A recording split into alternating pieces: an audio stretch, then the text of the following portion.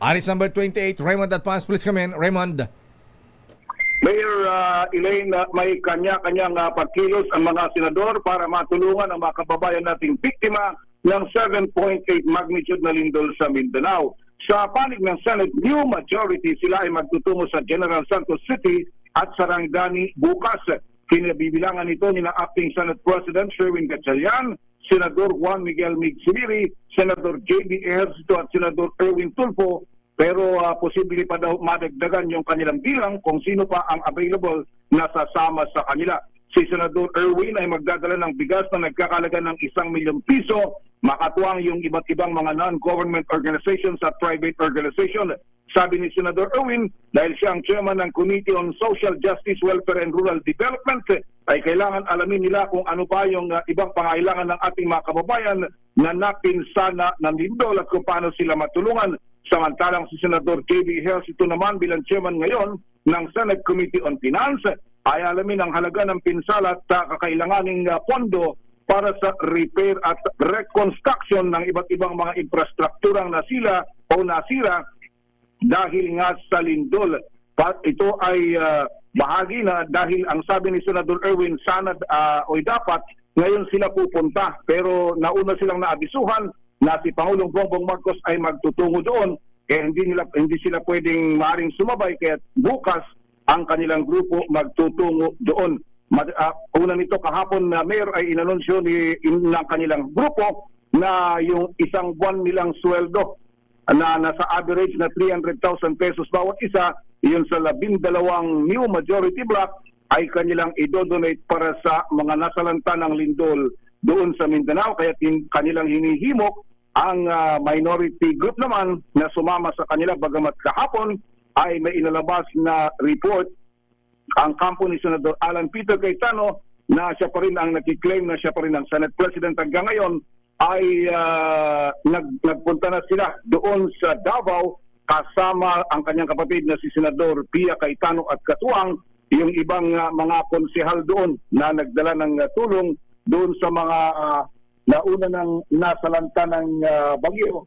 Kaya't nauna itong kanilang grupo para makatulong doon sa mga kababayan nating biktima ng lindol. Mayor at So, nauna na pala, Raymond, nauna na pala ang grupo ni Senator Cayetano sa Mindanao kahapon. Silang magkapatid. Silang magkapatid lang. Si VP Sara, hindi nila isinama. Asan ba si Vice President? Walang balita, Mayor. Ang kasama nila si yung isang konsehal, nakalimutan ko yung pangalan ng Ba't di sinama yung magkapatid na Duterte, si Mayor Baste at saka si Kong Pulong? Mukhang wala silang binanggit, Mayor. Wala. Sa kanilang advisory.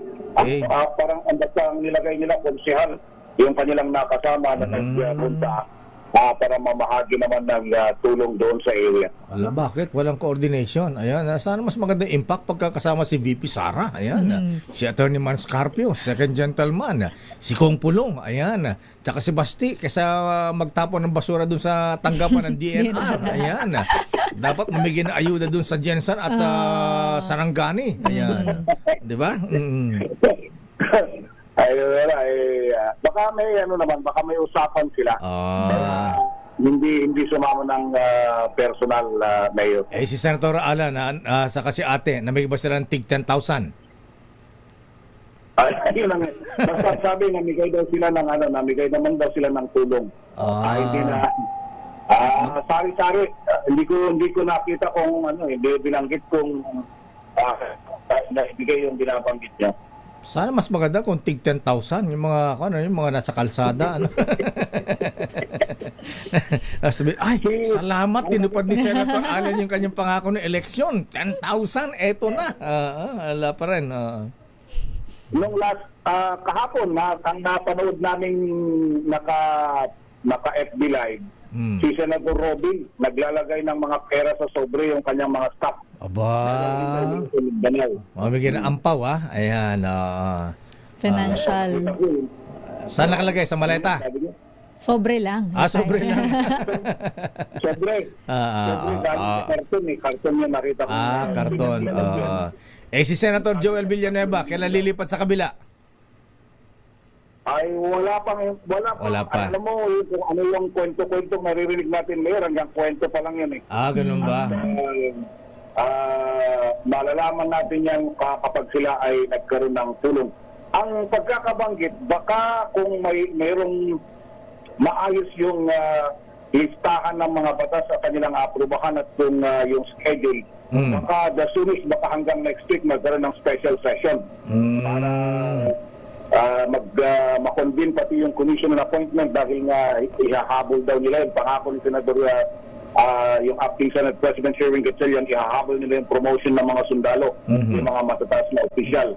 Then, ayusin daw kasi yung mga priority bills. Nandun yung mga nakasalang kasi sa third reading na dapat maaprubahan para pagsalang nila, diretso mabilis para hindi masayang daw yung kanilang ipatatawag na special session kung sakaling matutuloy, Mayor.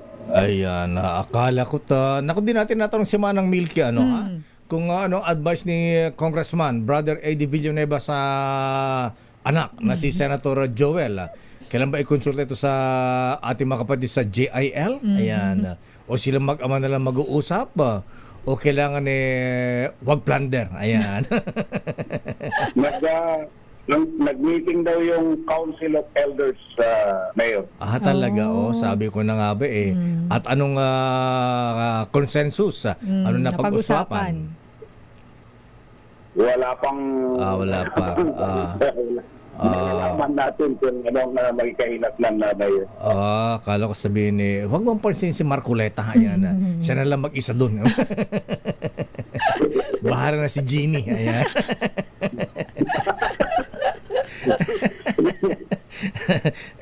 Yung threat naman dyan, ba't may mga lulusob bang sundalo sa Senado? Ayan, may mga co-attempt ba't dahil ang gulo-gulo nila may lulusob ang mga armado dyan? Dahil na dyan sa pagkakabanggit na yan, Mayor, walang pasok na yan sa Senado ngayon at bukas. Dahil na din sa... kasi parang ang pagkakakwento kasi ni Senator Ping Lacson, yung ang nagsimula ng pinagdudahan nila nung pilit na ipinasok nung ilan ba yun, nung Lunes na itong 18 Marines, mga dating Kargador, Maleta Boys, mga dating bodyguard, yung nung pilit daw ipinasok doon na wala naman palang dahilan, yun yung parang lalong napagdudahan na mukhang may binabalak ang mga itong kaya para bang ang tingin nila ginagamit na panggatong lang yung itong mga dating bodyguard, dating para Marines, sakali daw makakuha ng simpansya suporta at mag-aalsa yung mga tao, magpupuntahan din sa Senado at kubkubin yung Senado. Gaya ng lumabas na intel report na ganun din ang balak nila sa Malacanang pagdating ng araw ng June 12, Independence Day celebration. Kaya kasi ang napapansin kasi nila, binanggitin ni Senator Ping na yung nagkakampo dyan sa harap ng Senado, hindi na sila umalis kahit na medyo kumukunti, pero maya't maya may dumarating pa rin. Para bang ang tingin nila ay nakatanim na yung mga yon para kung may dumarating mga ibang makakagrupo nila, mas madali na silang makapag-mass up kung sakasakali. Gagaya niya mga bata ni Donald Trump. Idol na si Donald Trump, di ba? Yung US Congress, niread nung matalo si Donald Trump, di ba? Parang ganun bang senaryo? Ayan, at the Marines are coming ba? Ayan, ayaw ni Colonel Ariel Kerubin ng ganyan, mga Marines. Hindi sila pawis, General Browner. Yun na nga, yun nga yung kanilang, kaya kahapon, tapos nakita pa namin na nag-iikot sa periphery, yung mga gilid-gilid na yun. General Alfred Corpus, yung bagong USAA chief. Sabi niya, hindi, ano lang to, normal normal security check daw. Pero Oo. siyempre, Siyempre. pero inamin naman niya na talagang nag-meeting sila kasi nag-meeting sila, Mayor, ilang oras yung meeting ni Senador Gatchalian sa kanila, yung mga department heads kahapon. Matagal, may 3 oras yata yung meeting nila. Napag-meetingan yung, siyempre, hindi lang naman tungkol sa security, lahat ng administrative at operational matters sa Senado na pag-usapan. Pero isa sa mga center daw ay itong tungkol sa security. Wow. Sino mastermind? Ay yun ang ating siyempre hindi nila babanggitin na yun kung ano man yung na-share na informasyon. Dahil sabi nga ni Senator Ping, may informasyon siya, may mga intel, bagamat raw information, ipinagtutugma daw nila ni Attorney Melvin Matibag ng NBI kung pareho yung hawak ng bawat isa sa kanilang mga intel report. Sa bagay, Raymond, ayan na. The best way to preempt a coup d'etat is, i-preempt na. Banggitin na. Tama yung sinasabi ni Senator Ping. Ayan na. Kasi alam mo ba ganyan pa, yung intel report, pag sumingaw na, ala na, sunog na yan. Ayan na. Abort. Mission abort na.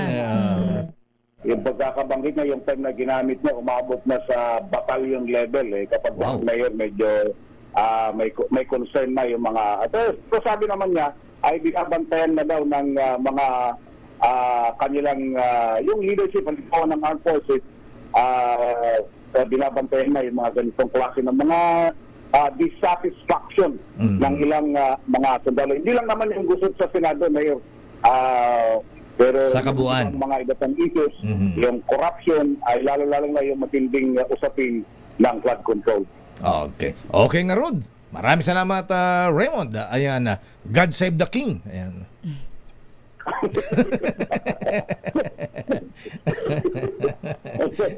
Mukhang pag nasunog na, standby na yung mga ganun. Ayan. Stand off.